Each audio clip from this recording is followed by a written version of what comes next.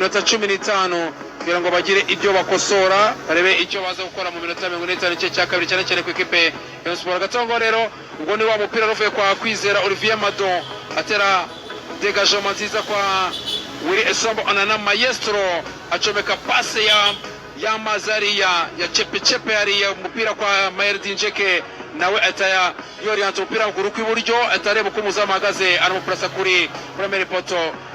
Kabari igice cya mbere kirangiye ikipe ya Sport igitego kimwe ku busa bw'ikipe ya Isinga. Dufata akaruko turagaruka n'iminota 45 y'igice cya kabiri. Iracyari Primus National League imikino y'umunsi wa 24.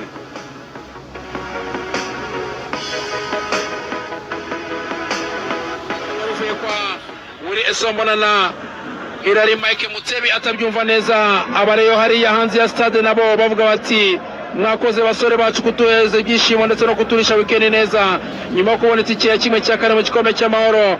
Mayer Dinjeke akabatsinda igitego kimwe gihaye amanota ikipe ya Rayon Sport.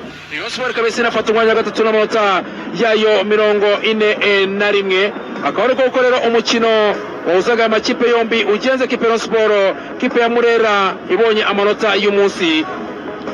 Igitego kimwe cyatsinzwe na Dinjeke Mayer ku 35 ku mupira uvuye kwa Kwizera Olivier Madon, dégagement ujya kwa